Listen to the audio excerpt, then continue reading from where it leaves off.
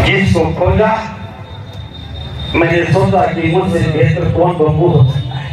कोई कुर्सी खाली नहीं। बस मेरी पहुंच मेरे लिए भी मैंने सोचा बुद्ध का अनुयायी हूं, घर बार छोड़ चुका हूं, नौकरी से कोई संबंध नहीं, वो भी छूट चुकी है, छोड़ दी है। भिक्षुओं का कोई परिवार नहीं होता, भिक्षुओं की कोई संपत्ति नहीं होती, धन का संग्रह करना नहीं होता, लक्ष्य को समर्पित होते ही है, लौट के कहीं जाना नहीं, खोने की कोई चिंता नहीं। और बंबू में क्या योग्यता चाहिए? गांधी जी के लाए थे, देखो मैं पढ़ के बता दूं। मैं भी ये हौसला नहीं कर पाया, जमीन का लिखा पढ़ लिया और अकेले ने नहीं लिखा, राजस्थान के लोग भी लगे, हरियाणा के भी लगे, दिल्ली के भी लगे, उत्तर प्रदेश के भी लगे। इन्होंने लिखा कि 6 बातें हैं जो इनको पूरा करेगा और तंबू का बंबू बनेगा। पहली बात तो यह है कि बुद्ध ही मेरे एकमात्र शास्त्र है, उनके प्रति मैं अगाध श्रद्धा रखूंगा। मैं विश्वास दिलाता हूं कि जब से मैं बुद्ध का अनुयायी बना हूं, बुद्ध ही मेरे शास्त्र है, इसके अलावा मेरे कोई और शास्त्र नहीं है। मैं धर्म की व्यवस्था निर्माण के लक्ष्य के लिए समर्पित रहूंगा। ये निर्णय भी पहले हो चुका है। इसके अतिरिक्त मेरा कोई अपना निजी लक्ष्य नहीं है। मैं तो पहले से ही बात करता रहा हूं, ना मेरी सोच है, ना मेरा विचार है, ना मेरा लक्ष्य है। जो परम सत्य बाबा साहब ने हमें लक्ष्य दिया था, पद में भारत, हम तो उसी लक्ष्य के लिए समर्पित हैं। तो मेरा अपना कोई लक्ष्य नहीं है। मैं कभी भी अपने नाम कोई संपत्ति और धन संग्रह नहीं करूंगा। मेरे पास कोई संपत्ति नहीं है, एक कार है, उस पर भी बैंक का कर्ज है, लोग किससे बकाया है वो भी चुका दूंगा, और धमधूमी वाले संभाल लेना उस कार को। इसके अलावा कोई मेरे पास संपत्ति नहीं। मैं परिवार, सगे संबंधी और पद प्रतिष्ठा से विरक्त रहूंगा। अब भी मेरे पास कोई पद नहीं है, कोई प्रतिष्ठा नहीं है, और भविष्य में भी मैं कोई पद प्रतिष्ठा नहीं लूंगा। मैं नेतृत्व के प्रति अटूट विश्वास रखूंगा। जो भी इस लक्ष्य के लिए काम कर रहा है, उसके प्रति, जिसने हमारे लिए लक्ष्य निर्धारित किया, उसके प्रति मेरा अटूट विश्वास है। बाबा साहब हमारे मार्गदर्शक हैं, उन पर अटूट विश्वास है, तो मैं इस काम को पूरा कर सकता हूं, ऐसा मैंने सोचा और मैंने एक निर्णय लिया। बस एक बात आपसे और चाहता हूं,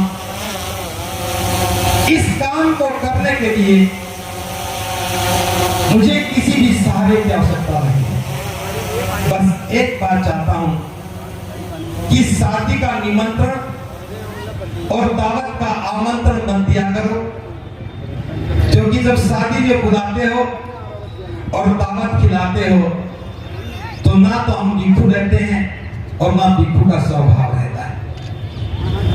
हो सकता है कि मेरी इस बात से भिक्षु संघ को थोड़ा बुरा लगे, लेकिन मैं भी चाहता हूं अगर भिक्षु संघ मेरी बात का अनुमोदन करे, कोई कंडीशन नहीं है। विवाह शादी संस्कार भिक्षुओं से नहीं करवाना चाहिए, तथागत का आदेश है। भिक्षुओं को धर्म के लिए बुलाओ, देशना के लिए बुलाओ, भिक्षु का काम प्रचारक का होना चाहिए। तो मैं अपने आप को आह्वान करता हूं कि मैं किसी की शादी में दावत खाने में नहीं आ सकूंगा। मुझसे उम्मीद भी मत करना, और मेरे से ही नहीं, धर्मभूमि के किसी भी भिक्षु को मत बुलाना, क्योंकि सारे के सारे संकल्पित है। तो ये शुरुआत है। 68 वर्ष के बाद बाबा साहब जिसे ढूंढ रहे थे, उस ढूंढ में कम से कम ये कह सकते हैं कि हम भले ही पूरे तंबू का भार ना उठा सके, लेकिन उस तंबू में जो धम्म है, उस धम्म का भार तो उठाने का हम सामर्थ्य रखते हैं और हमें होना ही चाहिए। मैं कामना करता हूं कि मैं इस संकल्प को पूरा कर सकूं, लेकिन साथ में ये भी चाहता हूं, ये कोई मेरे अकेले का काम नहीं है। बाबा साहब का बनाया तंबू बहुत विशाल है, और बाबा साहब ही थे जो तंबू बन सकते थे। हजारों बंबुओं की आवश्यकता है, हजारों बंबुओं के लिए भी इन्होंने ये मापदंड तय किए। ये दूसरे मापदंड हैं जो ग्रस्त हैं, जिनके परिवार हैं, उनके लिए इन्होंने 5 मापदंड तय किए हैं। पहला मापदंड है कि मैं बुद्ध धम्म और संघ की शरण ग्रहण करता हूं। जो भी बाबा साहब के तंबू का बंबू बनेगा, उसे बुद्ध धम्म और संघ की शरण ग्रहण करनी होगी। दूसरा, मैं सच्चा और अच्छा बौद्ध बनूंगा। ऐसा नहीं कि बौद्ध तो बन गए, जाति को बना के रखो, परंपराओं को तोड़ो नहीं, मरने के बाद अस्थियां लेकर के कहीं जाने लगो। और आगरा में तो खासतौर से ऐसा होता है, उठाने में भिक्षु बुलाते हैं और अस्थियां लेकर के फिर कहीं गंगा में जाते हैं। दोहरा आचरण नहीं, सच्चा अच्छा बौद्ध बनना है। तीसरा है कि मैं धम्म की व्यवस्था निर्माण के लक्ष्य के लिए आजीवन समर्पित रहूंगा। व्यवस्था निर्माण के लिए समर्पण होना चाहिए। चौथा है कि मैं अपनी आय का 20वां भाग यानी कि 5% धमिक व्यवस्था निर्माण के लिए नियमित रूप से दान करूंगा। ये बात भी बाबा साहब ने आगरा में ही कही थी, 18 मार्च को भी कही और 14 अक्टूबर को 56 में भी कही। मैं नेतृत्व के प्रति अटूट विश्वास रखूंगा। जो भी इस आंदोलन का नेतृत्व कर रहा है, उसके प्रति विश्वास भी होना चाहिए। ये 5 ग्रस्त लोगों के लिए है, और ये पांचों की पांचों बातें बाबा साहब के 18 मार्च के भाषण में से ली गई है। इसमें कुछ भी उनका अपना नहीं है। तो आज इन दोनों बातों पर यहां जितने भी उपासक उपासिकाएं बैठी हैं, मैं सिर्फ इतना कहना चाहता हूं, ये धम्म कारवां उत्सव नहीं है, ये धम्म कारवां परंपरा नहीं है, ये धम्म कारवां आयोजन नहीं है। ये बाबा साहब के द्वारा जो लक्ष्य निर्धारित किए थे, उनको प्राप्त करने का एक माध्यम है, उस विचार को समझने का एक माध्यम है, उस विचार को जन जन तक पहुंचाने का माध्यम है। क्योंकि पूरे देश की भागीदारी इस धर्म कारवां के रूप में आगरा में होती है। और इस बार मैं बहुत ही प्रसन्नता के साथ ये बात कह रहा हूं, पहली बार आगरा के हजारों नौजवानों को मैं इस कारवां में भागीदार के रूप में देख रहा हूं। पहली बार आगरा का नौजवान अपनी पूरी भागीदारी के साथ आया है। जो लोग पहले से सक्रिय थे, काम कर रहे थे, वो आज भी कर रहे हैं। सब लोगों ने मिलकर के इतना बड़ा आयोजन सफल किया। इस बार मैंने कोई काम नहीं किया। इस बार मैं सबसे आराम से रहा हूं। आगरा की किसी बस्ती में मैं मीटिंग के लिए नहीं गया। मैंने किसी को आमंत्रण भी नहीं दिया। मेरे साथ मेरे 86 3 भिक्षु, 1 भिक्षुणी जो आगरा में डटे हुए थे, बस वही दिन रात काम कर रहे थे। उनकी वजह से आप लोगों तक बात पहुंची, तो मैं उनका भी बहुत बहुत साधुवाद ज्ञापित करता हूं कि उनके अथक प्रयासों से और जो आगरा का विशेष रूप से जो नौजवान अब निकल के आया है और जो बुद्धिजीवी साथ खड़ा हुआ है, इस कारवां को इतना आसान बना दिया कि हम बिना तनाव के इस काम को कर पा रहे हैं। खासतौर से व्यापार मंडल के लोग, जूता मंडी समिति के लोग, जो पूरा परिसर साफ सुथरा करके के रहने की व्यवस्था कर रहे हैं। कटना के लोग, जगदीशपुरा के लोग, ग्यासपुरा के लोग, इंदिरा कॉलोनी के लोग और खास तौर से धनौजी के लोग, नरीपुरा के लोग, इस सब ने मिलकर के हजारों लोगों के सोने की, रहने की व्यवस्था की।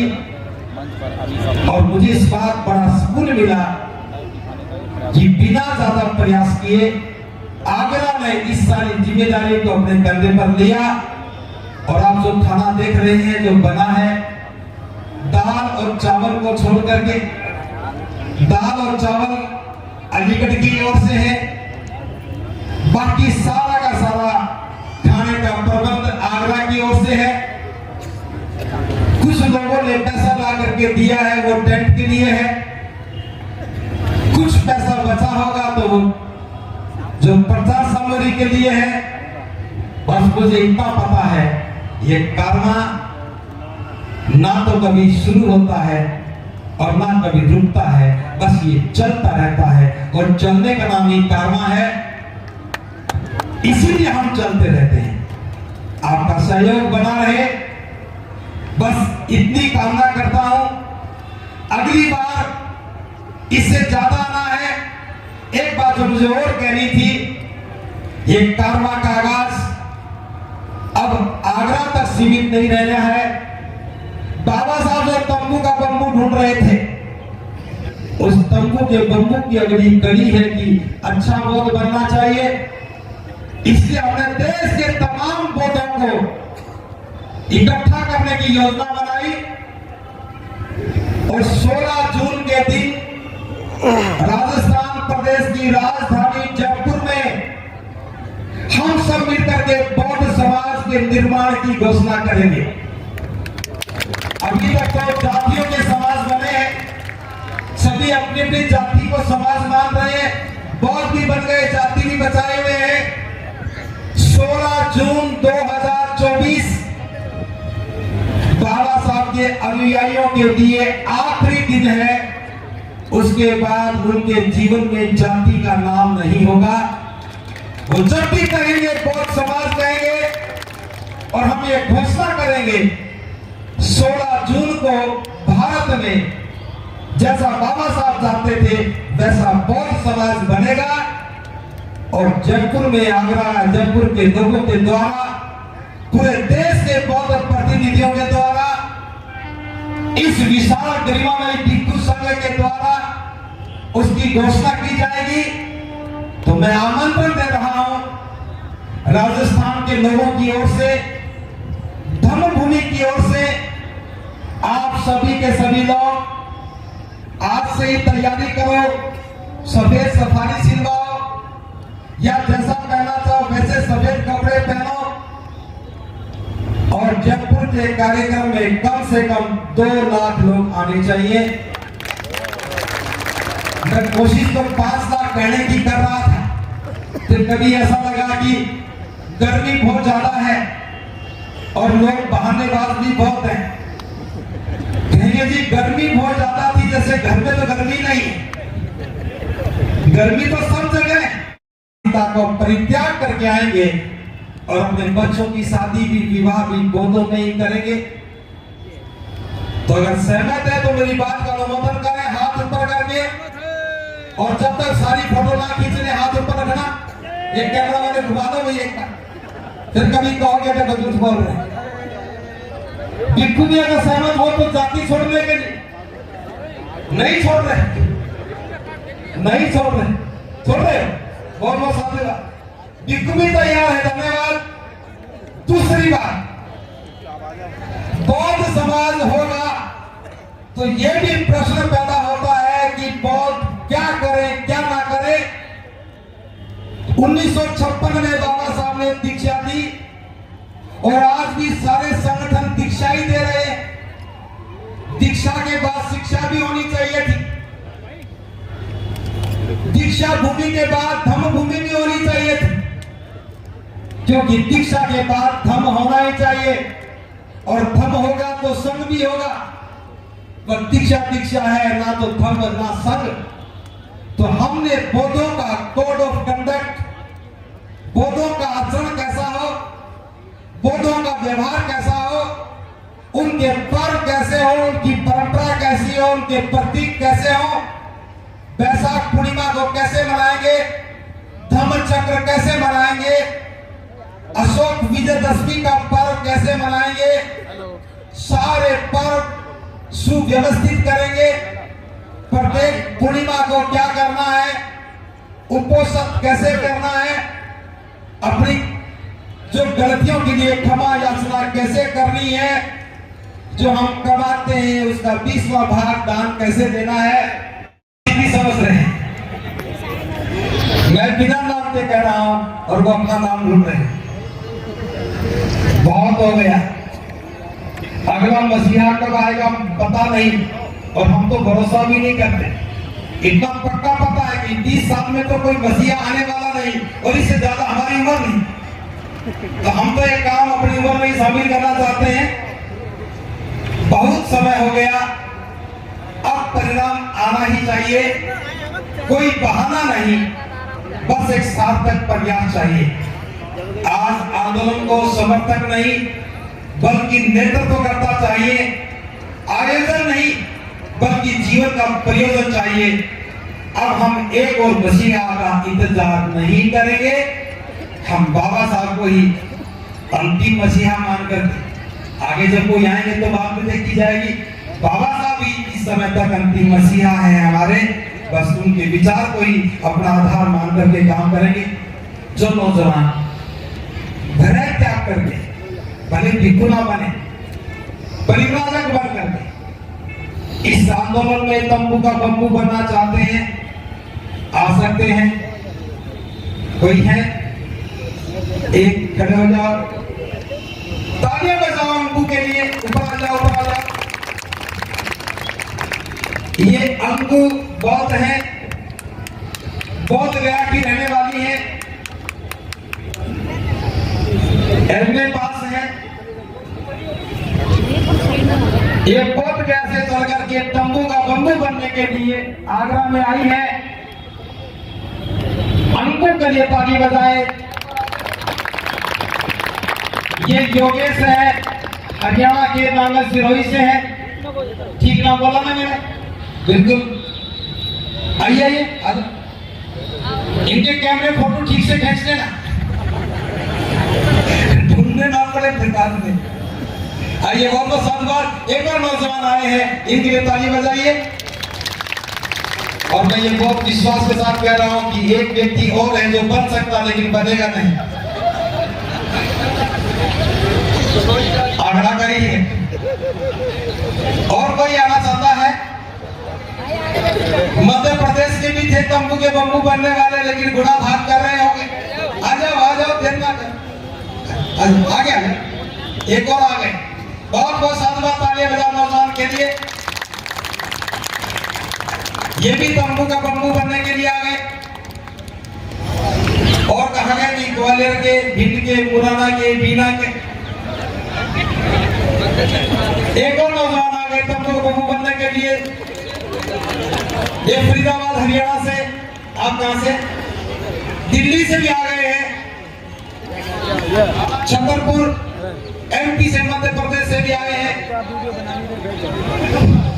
कहां से आ गए? हाँ, एक नौजवान और आ गए हैं। साहस करता हो उनसे नौजवान कोई हो सकता है? तो तालियां बजाएंगे उनके लिए। और ताली बजाने अपनी उम्र देख। डॉक्टर सोमी सिंह मथुरा से हैं, ये भी तंबू का बम्बू बनेंगे, तो ताली बजाइए इनके लिए भी। अनिल कुमार हरपापुर से हैं, इनके लिए भी ताली बजाइए। कहाँ हरपापुर? से आए तो बिहार के भी 2 लोग हो गए। आगरा से कोई नहीं बना, अगले भाषण में लिख लेना। जब पूरे देश के लोग तंबू का बम्बू बनने के लिए आ रहे थे तो आगरा के लिए आगरा के लिए ताली बजाओ, जोरदार ताली बजाओ। ये मनीष को तंबू का बम्बू बनने के लिए आए हैं। आगरा के लोग आ गए, तंबू का बम्बू बनने के लिए आ गए। बिहार सीमा से संजीव चौधरी भी तंबू के बम्बू बनेंगे। बिहार हमसे ज्यादा अच्छा है।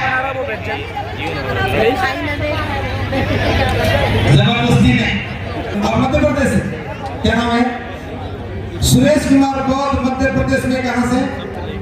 भोपाल से।